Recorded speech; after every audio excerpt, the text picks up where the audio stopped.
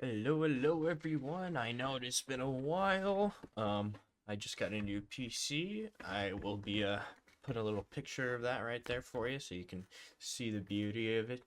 Really great. So I can process videos faster and do my editing a bit faster and overall just have a better computer experience. But anyways, off of that hiatus, now we are going to be going into the UFC card for this weekend. UFC Fight Night Seattle. Henry Cejudo versus Song Yadong. So let's get into it. We got starting from the bottom, and we're gonna work our way all the way to the top. Anyways, we have Modestus Bukaskas. Sorry if that's not how you say that last name. Versus Rafael Surya. I have Modestus Bukaskas by round 1 or round 2 KO or TKO. Rafael is coming off of a 51-second round 1 loss, and yeah, I don't really like how fighters' careers tend to go after getting absolutely decimated in round 1. Even though he is 11-1, that 11-1 it's going to be turning into 11-2 on a Saturday night. So make sure to pick Modestus Bukaskas by round 1 or round 2 KO or TKO. Next we have Nursultan Ruzaboya versus Eric McCoyno. I'm sorry again. I'm not good at pronouncing last names or any of these names, so I am going to butcher them. Abner Sultan, again by round 1 or round 2 KO or TKO. I know his last fight was against Buckley, and it wasn't that great of a fight from him. But other than that, he's pretty much knocked out everyone else and dominated everyone else. So I think Buckley, was just a little slip up for him that night. And yeah, I think he should take care of this guy pretty easily. And he's making his debut as well. So never a great idea to be coming into a fight with a, guy whose only losses to Buckley. But other than that, he's, KO'd or TKO'd everyone. So yeah, not a great, hard debut for this guy. And speaking of hard debuts, moving up, we have Austin Vanderford versus Nikolai Veretinnikov. Again, hard pronouncing on that. If you don't know who Austin Vanderford is, he is from Bellator, and PFL wasn't able to continue that contract with him, so he became a free agent. I believe his last win was a KO win. Some sort of, I think it was LFA. I think that's the fighting organization that it's called. The UFC Fight Pass is on there, so you do that, and if you do well on that, you're gonna end up getting on the Contender Series or making your debut. And he is going to be making that debut against a pretty tough first challenge. I know this guy, he doesn't have the best record, and we'll look at it right now. It's 12-4. Nothing crazy, but he's definitely going to be a tough first fight for Austin Vanderford. I have him though by round 3 KO or TKO or decision. From the fights I've seen, he typically takes a little bit of time to work into a groove and to kind of get that KO or TKO. Next, though, we'll be moving up. Ricky Simon versus Javid Basharat. I'm going with Javid Basharat. 14-1 versus 26. I like that record difference a little bit better. I think he'll get the decision or split decision. I mean, Ricky Simone is definitely game, and he's a really good UFC vet. But I just think Javid Basharat, he's only had one loss. I know his last fight was his last loss, but other than that, he's done pretty good. He has some good wins on his record, so I'm gonna go with Javid Basharat, and he's gonna get it done by decision or split decision because Ricky Simone is gonna be very game, and he's gonna be in the fight the whole time. So, yeah. Next, we have Mansour Abdul Malik versus Nick Klein. I got Mansour Abdul Malik. Dude's been knocking out people. He has 6 knockouts, I believe. Let's double check on that. Yes, because I was looking at that earlier. 6 knockouts in his 7 fights, so I have him by the round 1 KO or TKO. I think he's going on that role of just knocking people out, so wouldn't it be a bad idea to bet that he kind of plans to do that same thing again? And yeah, Nick Klein, he just don't look built for it. He don't look built for what is this, 185? I think this is gonna be 185. Yeah, middleweight. Yep. Next, we got Andre Fili versus Melquias Costa. I got Andre Fili. I know he's the underdog, but he's only plus 100, and he's been much more consistent than Melquias Costa. Both are coming off of wins, but Andre Fili has much better wins on his resume, if I'm going to be completely honest. And yeah, he's a solid striker, good grappler. So I'm going to go with him by the round 1 or round 2 KO or TKO or submission. Next, moving up, we have the Hulk, Ion Cutelaba versus Ibo Aslan. I'm sorry, I don't know how to pronounce that last name again.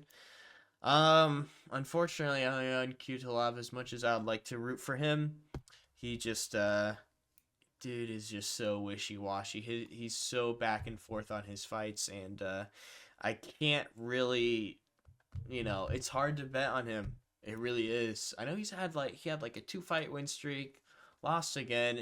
He goes through these back and forth wins and stuff like that. Hence the 18-10 record. But he just can't seem to keep a streak up, even though his last fight was a win. So I'm gonna have to go with Ibo Aslan because of that mainly. I mean, I don't even really know Ibo Aslan that much, but I believe he had 14 wins by knockout and 12 first-round finishes.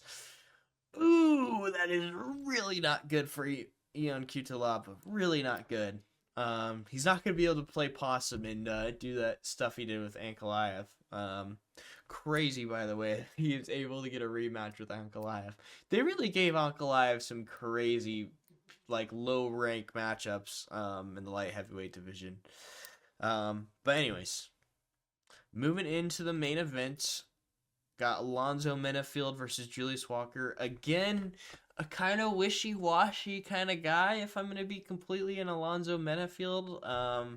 He's been kind of memed for how badly he's been KO'd or TKO'd a couple times. And, I got to go with Julius Walker. I know he's making his debut. But I believe it shows right here, 4 wins by knockouts, 2 wins by submissions, 5 first-round finishes out of his 6 fights. I think the UFC is planning to make another highlight reel out of Alonzo Menafield, unfortunately for him. So I have him by the round 1 KO or TKO, because Alonzo Menafield, man, when you start putting him in danger, he just starts swinging wildly. He does not care, and he makes it very susceptible for him to get KO'd or TKO'd. So for that reason, I got to go with Julius Walker. Next, we have the dog, João Silva versus Melsik Bagdasaryan. I gotta go with John Silva, bro. The fighting nerds are on a huge roll. Much better record with, a lot more wins than him. He's been he's got up to 155. He dominated Drew Dober. And there's just been in so many fights where he just has the striking advantage, and the showmanship plays a factor into it too. Because I feel like for some reason people just let him mess with them. There's been a couple of fighters or whatever, they just don't get mad. They just let John Silva mess with them, and it was like with Drew Dober. John Silva would do some spinning stuff or hit him with some good shots and be and then Drew Dober would shake his hand or do some absolutely oh, thank you for beating my ass. I hate when fighters do that. There's nothing that makes me more mad than when a fighter hits another fighter with a good shot, and then that fighter's ooh, I hit you with a good shot, and the other guy's oh yeah, you did, oh, shake hands about it. John Silva does that to people, and it's hilarious, and he's just he's a lot of fun to watch, and I want him to keep winning.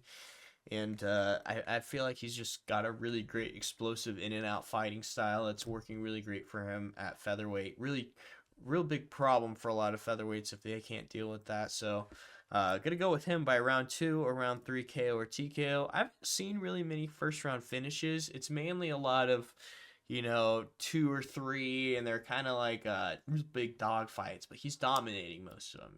Like he's making those guys fight hard fights, and he's does a great job evading, being in and out, letting heavy shots when he needs to, and not being there when the other guy throws. So, yeah, got to go with John Silva round 2 or round 3 KO or TKO. Next, man, they're giving Rob Font hard fights back to back. It's absolutely crazy what they're doing with this man. Then again, it's like obviously it's the UFC. But Jan Matsumoto versus Rob Font. I'm going with John Matsumoto by round 1, round 2, KO, TKO, or sub. He is on a huge win streak right now of 16-0. I feel like he's going to end up taking Rob Font's spot. This is kind of one of those passing of the guard type things. Rob Font, too, unfortunately, has been very wishy-washy, and he doesn't fight that frequently. Like, he kind of fights maybe once or twice a year, and that's just not going to cut it in the UFC anymore. The UFC wants people who are going to fight at least 3 times a year, hopefully 4. Unless you're a champion, you can kind of get away with maybe fighting 2 times a year. I think that's what Islam does. He fights only 2 times a year. I don't think he'll ever fight 3 times a year. But yeah, Rob Font, I just I don't see. He's got a good jab, but other than that, just nothing really crazy notable, about Rob Font. So yeah, Jan Matsumoto, getting it done by, again, round 1, round 2, KO, TKO, or submission. He's got really good jiu-jitsu. Brazilian. Next we have Brendan Allen versus Anthony Hernandez. Again, another tough one to choose, but I have to go with Brendan Allen by round 2 or round 3 KO or TKO, or he gets the decision. I know his last fight was a loss, but hey, he lost to Mavov, and Mavov just beat Adesanya in a pretty dominant performance by a Mavov. He really did a good job setting up Izzy, and I believe it was right hand that put down Izzy. But yeah, anyways, I think Brandon Allen gets it done against Anthony Hernandez. I know he's been coming up in the, getting some good wins and whatnot, but I think Brandon Allen's gonna show his veteranship, veteran experience against him. And I feel like he's going to survive like a barrage of onslaught against Anthony Hernandez in the first round. And then afterwards, it's just going to be all Brendan Allen kind of doing whatever he wants to Anthony Hernandez. So if he doesn't get the KO in round 2 or 3, then he'll end up getting the decision. Brendan Allen can always get a submission too, in either of those round 2 or 3 rounds as well. If the TKO isn't there, he will take someone's back and put in a submission or a Darce or something like that. And then on to the main event. We have Henry Cejudo versus Song Yadong. Very tough to decide again. Song Yadong, I know he's a kind of a rising prospect, but he hasn't been like, crazy big as far as it goes. He's definitely a hard hitter. He's known for coming forward and always throwing hard shots and stuff like that, just constantly. He's a constant momentum of going forward. I feel like Henry Cejudo's going to play it as safe as possible because this could be his last fight, honestly. Especially if he loses, it should probably be his last fight. Unless they brought back TJ Dillashaw, and I don't even think he's going to fight anymore because his shoulder is still super messed up or whatever.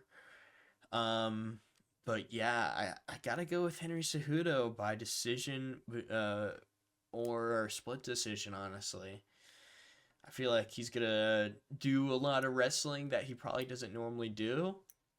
Because for some reason he does have success in the striking when he does do his karate stance type, fighting thing or whatever. But if Henry Cejudo plays his wrestling game like I think he should.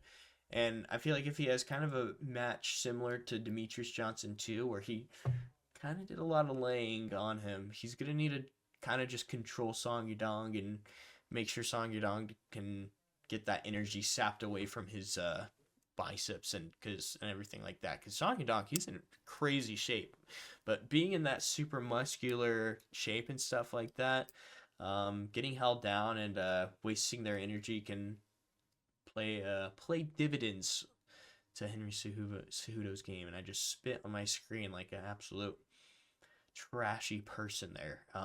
Ignore that. Anyways, so Henry Cejudo by decision, majority or split. Honestly, a really great fight card. I'm really looking forward to this weekend. A lot of good ranked fights in this main event.